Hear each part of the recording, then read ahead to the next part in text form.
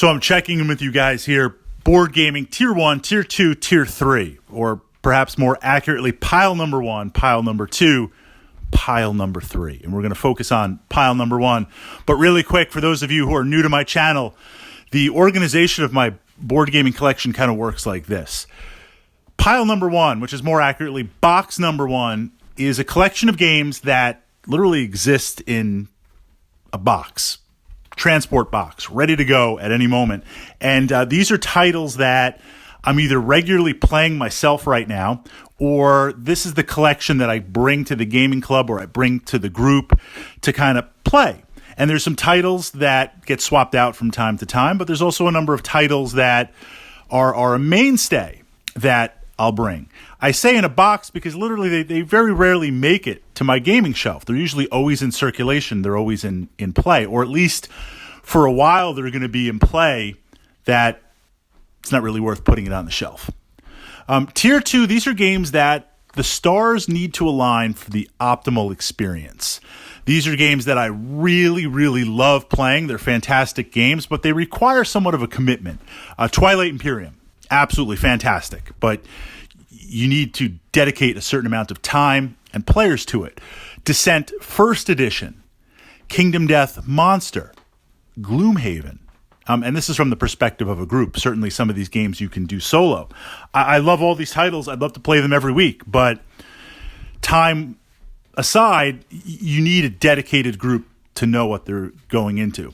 And then the third tier of games, these are games that the titles I enjoy, but they simply don't hit the play table as much because there's competition with other things. Perfect example, Space Hulk, Relic. These are two Warhammer 40K titles.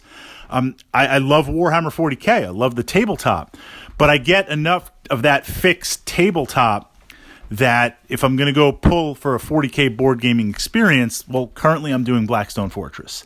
So these tier 3 games, they tend to be way back on the top of the shelf. I love them. There's just other things that kind of get played a little bit before them. So we've had an interesting shift of my tier 1 games, my kind of box of games that I bring, and a couple of titles now that have been in that circulation for a while that a couple of them are the tier 3, a couple of them are tier 2. It's an interesting kind of shakeup. So what's been retired? Conan. I love Conan. I love the IP. Monolith, the Conan board game, it works. It's kind of a skirmishy narrative. It's a very interesting mechanic to it. It's an Overlord system, very good Overlord system. And I've pushed up some podcasts and some vlogs to it and checked it out on my blog. We've played, I never thought I would say this, we've kind of played too much Conan. Fritz is Conan'd out. Need a little bit of a break from playing it for a while. And you know what? That's okay. That's a good place to be. When you feel like, hey, I've played this game a lot, I can put it aside for a little bit. That's interesting because now when you revisit it, not only is it like a new game in your collection, but it's a chance to like remember some tactics and kind of remember other play times. And I feel it kind of invokes that narrative a little bit more. So Conan's going to rest up for a little bit. Zombicide Invader. We've been playing Invader like crazy. I've been playing Invader. I love Invader. Love it that it's a sci-fi. You guys know I'm a big fan of the Zombicide franchise, Black Plague. The only reason Invader has been sidelined is because I'm painting the miniatures. It had to happen. It demanded that it happens, but we were playing it so much and trying out the different expansions and the Kickstarter items, I just couldn't get it off the table. I won't say we have not had our fill, but I need to get this done. There's a window of opportunity before the spring happens and my schedule changes a little bit. So now's the time to really do that and paint that out. I also need to take into account a couple of other things and some BattleTech items that will be arriving shortly that I need to paint up. So I need to take advantage of that window. So we've swapped out Invader. The game's currently now, and Blackstone Fortress, well, Blackstone Fortress was never really in there that much because that's mainly with the 40K crew. These Tier 1, these are titles that I'm bringing to the gaming club just to kind of set up and play and see what we can do. So the first on there, Arkham Horror, where the whole kind of thing started. And it's just the core with the small expansions in there, so we're not going crazy with any of the crazy expansions. I have forgotten how much I really enjoy this game. Not only in replay value, but just in how insanely powerful and crazy and hard it is. B, the feeling of you can kind of go anywhere and do anything and develop your character. A true exploration game. Because not only are there so many cards in the game, but so many different points and so many different combinations. Even someone that's played it a lot like I have, it gives this feeling of like exploration, encounters. It's very mysterious. It's really, really interesting. And the other thing that I really love is that you can actually properly utilize magic. I'm kind of a enthusiast of games where magic is involved. Most of it is like sword and sorcery, Black Plague, D&D type stuff. Or if we're doing sci-fi, we'll call it psionics. But in thinking about like magic in the current modern era, the modern time, so Arkham's like 1930, 1920, close enough. The ability to utilize magic and play it from that perspective and risk sanity. It's very, very intriguing to fight the gods with the very power of the gods themselves, which shows the hubris of people. Like, yeah, I'm in. It's clunky. It's complicated. New players, they struggle a little bit with it, so probably not the best for a Tier 1. But certainly an older title that's got some bite and still has a tremendous amount of longevity. Runebound 3rd Edition. No surprise here. I love Runebound 3rd Edition solo. I love it playing it with a group. It's a great kind of quick play fantasy type adventure game. It's got some interesting components with the dice to move. It's got some interesting pogs to roll for gear and to attack. The 2 core missions of fighting Margrath the Dragon Lord or Vorakesh the Sorcerer. It works. It's a fun game when you feel like just something that plays fast. It's got some choices and it's got like a light feel to it. The game works. It's perfect for playing with a pickup group and pushing it through there. Mage Knight. Mage Knight's kind of interesting. I've been playing a lot of Mage Knight recently, in between that and Gloomhaven, and there is a little bit of crossover with the cards. So it's really weird. Okay, Mage Knight kind of has dice. With the elemental infusion dice. But I find myself playing these 2 games and I'm like, Fritz is playing a game without dice? It must be the Wargamer in me. Like, how is this possible? Where's the dice?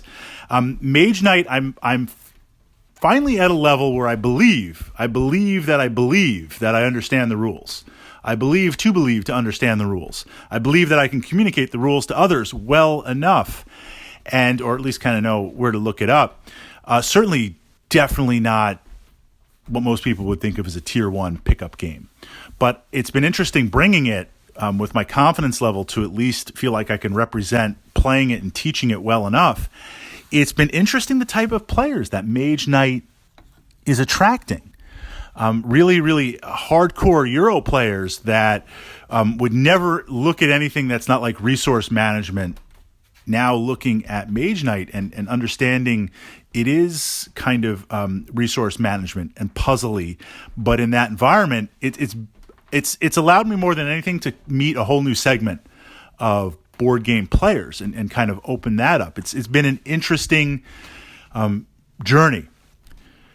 The final game that's in there, this was completely unexpected. This title, I had a chance to play it, and I really enjoyed it. I missed the Kickstarter, of course, which kind of always stinks, but a real title that took me by surprise for the narrative and the interesting non-dice, but they're kind of dice, and you're going to cast some runes out mechanics.